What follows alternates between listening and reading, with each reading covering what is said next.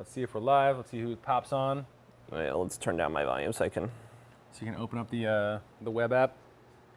Mm-hmm. As I even checked out on my drive over, I was like, did he start streaming already?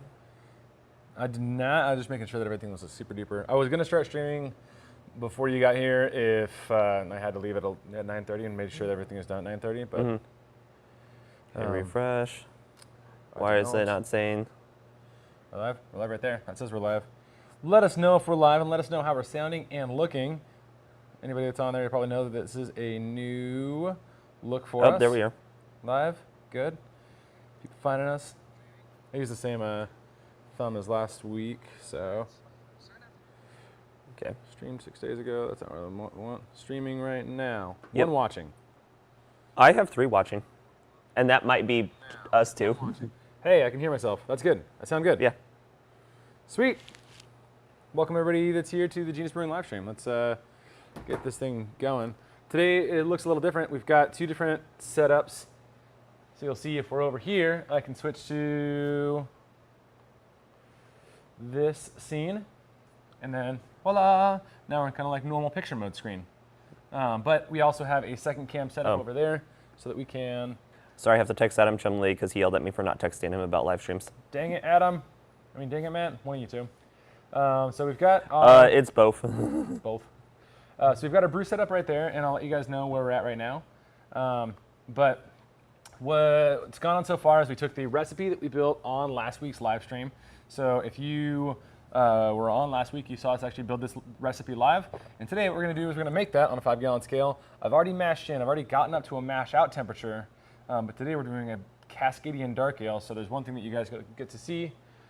That is, we're going to add our dark grains to the end of the mash before we actually start sparging.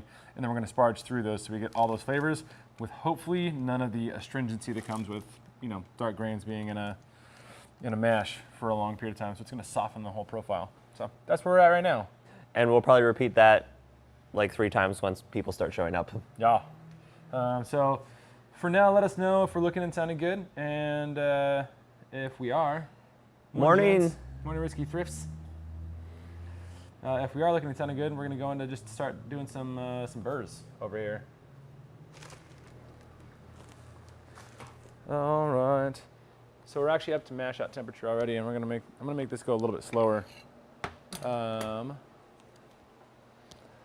what's happening? Morning, Patrick. This mash is getting a little bit thick, and it's making it so that some of it's floating at the very top. Normally, you don't stir your mash at this point, but I'm also not super concerned with all the protein stuff. Thank you, Patrick. Awesome. Looking and sounding good. Nice. John Rapio, thank you so much. Appreciate the super chat. Good morning. All right, so if you weren't here last week. Making chili. Morning, making chili and listening. Nice. Send me some. Beat you mashed in at 7. Haha, dang it. Next, well, actually, I beat him. I mashed in at 5:30, 5? Yeah. Something like that. Me and Peter were texting at like 4:40 this morning. Yeah, why were you up? Because I am an insomniac. I get why I don't sleep. It weirds me out when I text people in weird hours and they can respond immediately. So right now we've got 9 pounds of Maris Otter in this right now and 3 pounds of Vienna. If you guys were watching on the last week's live stream, you'll already know what our entire grain bill and recipe is going to be. We're brewing a Cascadian dark ale, so this is 10 ounces, 0.625 pounds of Special X, and it is 6 ounces of midnight wheat. So that's how we're going to get all the dark grains in this beer. And so right now we're at the very end. We're up to mash out temperature, so this is barely just going to be enough to infuse through. So we're going to give it a small cycle here, and then we're going to just sparge through all that grain. So that's how we're going to infuse our dark Aaron. stuff. Appreciate. Hi from Australia. Love your content. Awesome. Also, hello, Lisa. Hi, wife. I love you. If any of the chitlins are watching, hi, chitlins. I am super stoked that I was able to figure out the labs. Like being able to go wherever and still be like right next to my mic is awesome. So a couple different things that we changed on this week's live stream is, first of all, we are laved up, which means that if we walk around, you'll be able to hear us wherever we're at. Hi. So you can hear Matt, even though he's way over there by the beer fridge. And we've got a 2-camera setup. And so we've got like a flat cam where if we're kind of just waiting around, we'll probably stand in front of that and chat. But we've also got this action cam, which means that we can set up, the action of us brewing. And the action cam is super, super movable.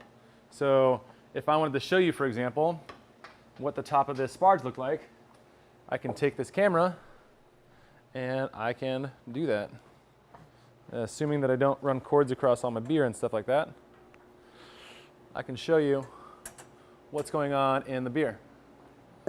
So that's one of the biggest changes that I wanted to make in trying to figure out how to make these live streams better. Hopefully you guys enjoy live brew days, and hopefully you guys enjoy being able to see what's going on there. Frame it all back up, looks pretty good.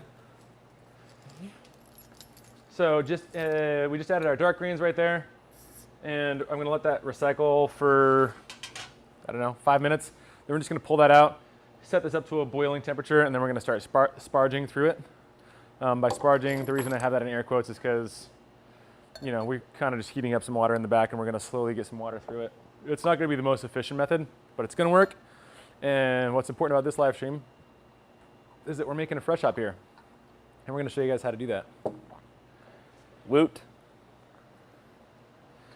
While we're doing all this, I know that being out and about and actually physically doing something makes it a little bit different than a normal podcasty style live stream. So feel free to still ask questions. We've got the chat right up here so we can answer those live. And what are we drinking? It's a very well labeled bottle, including all the OG FG stuff. It's a Doppelbock that was bottled December of 2020. Wow.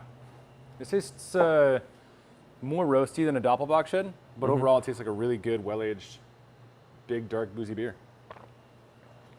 Yeah, it 1086 OG 1024 FG. Very nice. So.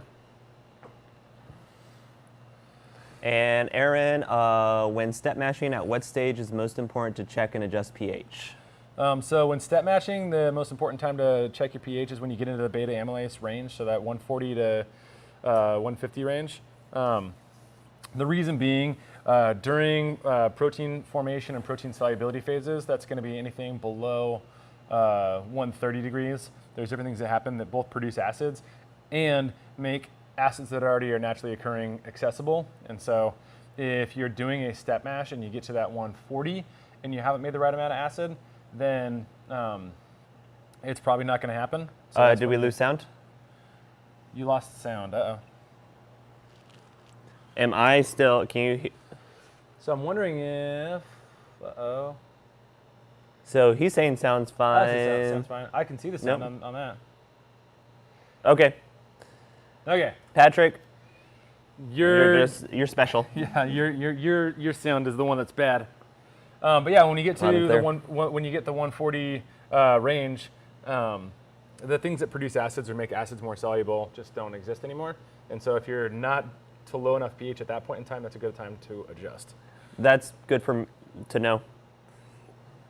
Yeah, German styles, by the way, do a lot of can use a lot of step mashing to create certain flavors. So if you're brewing some German styles, it's a good time to consider all that. Phone was connected to Bluetooth. Dang it, Bluetooth. My wife does that all the time because her car, it's not consistent about whether or not it connects to her phone. So whenever I call her, we always have to go through this whole thing where we have to figure out what her car is connected to and how to make it audible. Okay, I'm gonna use this so that I can be tall while I lift the mash basket. We are to a Sprague so far. I'm gonna get just 1 foot there. Yes, this is OSHA approved for any of you who care.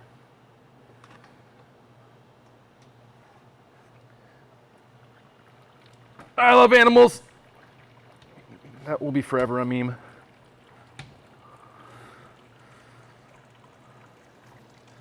Is that good? Is that good? Looks good. It always scares me because it's like these little silicone pieces that are on the outside.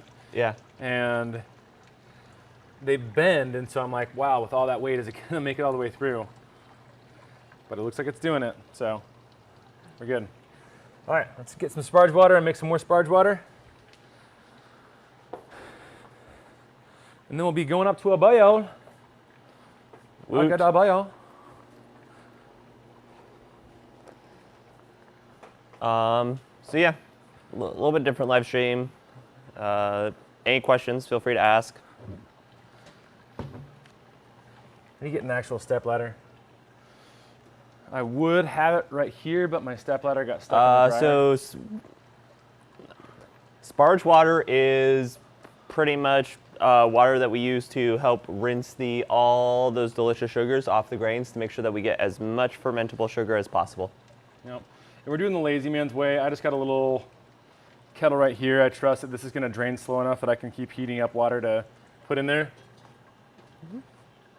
But it makes it so I don't have to have a whole other vessel on the large scale. Again, Yeah, no, because when I was over at Hayden's yesterday for homebrew day, he has 2 anvils and he turns one into a hot liquor tank. So.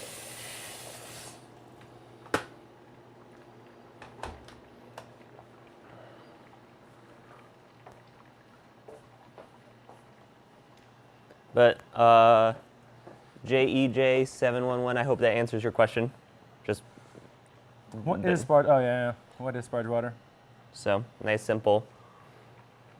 Allows us to hit our Target amount of sugars and liquid volume as well. Because you don't want to have too much liquid in the mash. That is correct. So. Or else it takes a lot longer to get your conversion. So I know Brewfather actually adjusts the water for appropriately, or at least it's been put in there correctly for me. Are you responding to Jage? Yeah. Does added sparge water mess up any recipe amount on water level? And what is the spare? What precedes the wort? Water level. And so how I calculate water, if I'm calculating water level back in a recipe, what I will first want to know is what my pre-boil volume is going to be. And so let's say my going into the fermenter volume I know is always going to be 5.25 to 5.5. How much do I expect to boil off and why? And so when I'm doing my pre-boil volume, I can say I'm going to be doing a long boil, I expect this much boil off, or I'm going to have hop loss like we have here. So since it's a fresh hop, and so I'm going to need some some loss to account for in there. So what's that pre-boil volume going to look like? And then I can go to all my sparge volumes to get that number. And so I kind of work my recipes back from that.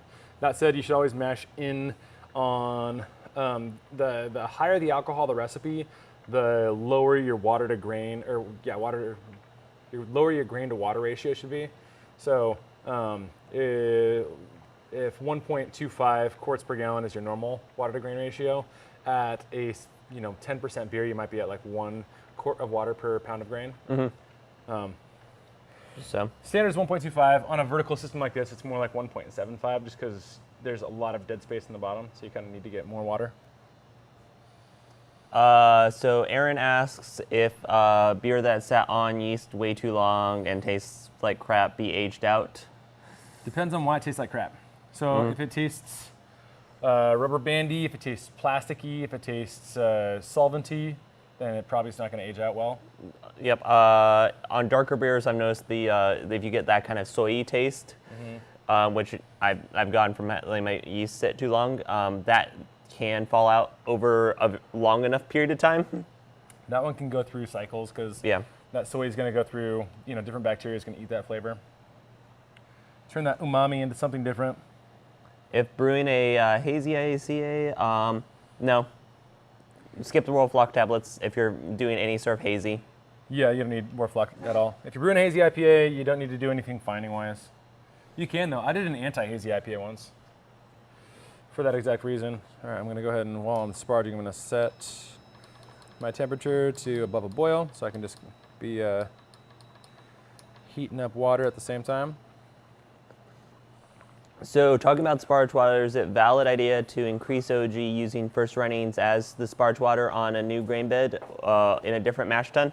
So that's a technique called reiterated mash, and the reiterated mash is something that you want to use. If you're going to use a reiterated mash, you want to account for all the extra sugars that are just going to be stuck on the grain bed. So for efficiency, it's terrible. For maximizing your actual sugars that you can get in one beer, it's great. But if you're doing a reiterated mash, I would recommend, if you've got the capacity to party guile. So do the your super boozy beer for the first, you mash in with wort into your beer, and then you've got like a super dense sugar load, and then that's going to be your super high ABV beer, and then just go ahead and sparge through and get a low ABV beer. ABV beer. Yeah, and then hi Evrondo and stuff. Thank you for tuning in from Brazil. And yeah, the mash and boil style systems are really nice. They are expensive, but yeah, if I don't know if AliExpress is in your is available where you are, but if AliExpress is available where you are, they've got the best ways to get stuff like this on the cheap. It is a bit of a gamble because you're getting straight from China systems, and they're not tested through they don't have the same product support, but that works. Adam Chumley uses 1.5 quarts per gallon, found better results. But as he says, never listen to him or the message boards. Always trust the people on the internet. I know. Yeah, we've been very early this morning. Yeah. I did manage to go back to sleep after texting Peter for a little while. That's good. Only for like an hour, but I just never sleep. Ho ho ho ho. No, Yeah, whenever I text people like super early in the morning and they immediately respond, I usually just assume that they are still awake, not going to sleep or not waking up. I don't know if your text woke me or not, but I was awake. Hopefully it didn't wake you up. I'd feel bad if it woke you up. Do I need to worry about wort temp when testing pH? If you, Peter? so a lot of pH meters are ATC. They can temperature correct, but temperature does affect pH. It just matters if you've got a machine that can adjust for that, which some can, some can't.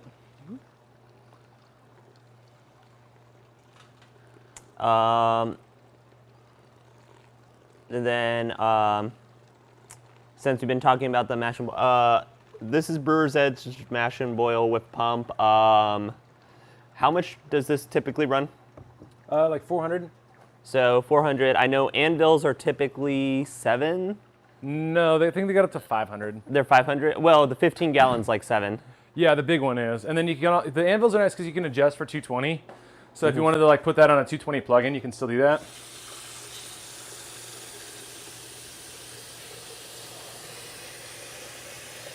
We're probably too early for them, Adam.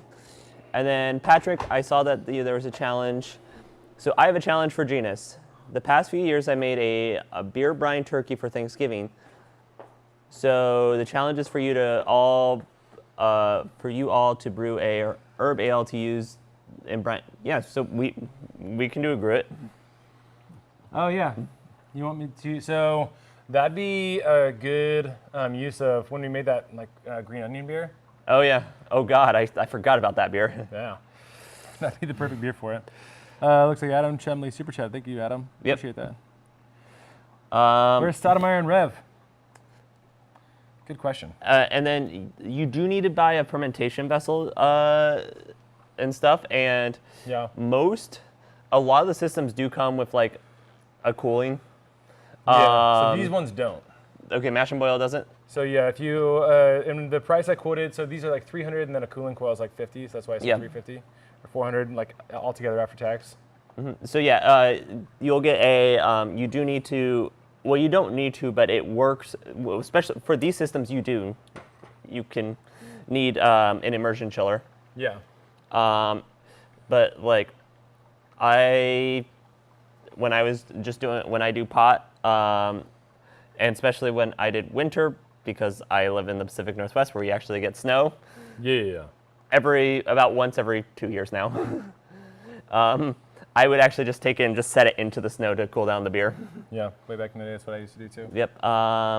Green onion beer, John Gakio. Yeah, we did a beer that we were adding live ingredients to, so it was another live stream like this. We were actually brewing during the live stream, and we did like a roulette style challenge that people could add ingredients. And Hayden, one of our local home brewers, also grew green onions and had fresh green onions like ready to go. And so he actually drove them over here and gave them to us to put in the beer. We did. Whoa, that's a loud sound. What was that? Oh. Sorry, we just heard a very loud pop. I'm guessing a car or hoping something of that ilk. I mean, nothing on the patio is completely destroyed, so. Yeah. And then Aaron, what's a good way to raise the pH on a finished beer when the pH is too low? Once you get to finished beer, it's kind of... Yeah, your options are dry hop or, you know, some sort of bicarbonate, I guess, but I don't usually... You're not reducing the raw amount of acid, which is that's the caveat. So sometimes if the pH is too low and you're tasting acid, the pH raising doesn't necessarily get rid of the acid taste because that amount of acid is still in there. Yep. And then, yeah, we are mashing out Daniel right now. Yep. We've got probably one more little spargy water to go through, and then we'll be on to the boil part. Or actually, while we're doing this, I am going to make just a real quick call out. One of my good friends here in Spokane is actually just started doing about a month ago, his own homebrew little videos. Nice. And very high quality stuff, but it is the Dude Stew Brews. So that's Dude, D-U-D-E. Dude Stew Brews. And then Stew is S-T-E-W, and then Brews. So do that, and then also subscribe to Dorsal Fishing. Yep. 10 Take Wonder. Happy Brewing. Thank you so much for the super chat. I appreciate that. Does match pH affect head retention, and if so, how much? Yes, it does, and for reasons that you might not expect. So match pH affects head retention for the reason of protein solubility. So there are certain proteins that won't dissolve if the pH is above, let's say 5.3, and will dissolve when the pH is, down at, and also will degrade if the pH is below like 5.1. And so, that proper mash pH of 5.2 sometimes can be super helpful because it's going to make the protein soluble and also not be degrading the proteins at the same time. So yes, it does, but it also really depends on your grist. I would say 9 times out of 10, you probably won't notice a difference, but anytime you're using flaked oats or oat malts, you probably will notice a difference. Okay, and there was, do adding preservatives to your brew, Do you add preservatives to your brew like in the finishing tank? No, we actually don't. But Yeah. I mean, that's not to say we haven't endorsed certain preservatives. So ascorbic acid would be considered a preservative in that, right? And there's a lot of people that if you can't close transfer, ascorbic acid could be a good oxygen scrubber to add to a hazy IPA. So ascorbic acid, metabisulfites, things like that could be used. We personally don't, but we've also got the systems in place that we don't necessarily need to. And then Pete, because I do actually remember that, he made a beer for Halloween. I recommended a little bit less lactose. Can we talk about the pros and cons of lactose? Absolutely. Are you able to pull up the recipe in Discord? Yeah. I'm going to go grab one more thing of water. I think that's going to be the last little bit of sparge water we need. I won't be able to see the chat for 30 seconds while I grab the... Yeah. Well, the nice thing is even when I'm back here, I'm still, in theory, I'm still on the mic, so people should be able to hear me even though I'm walking back there.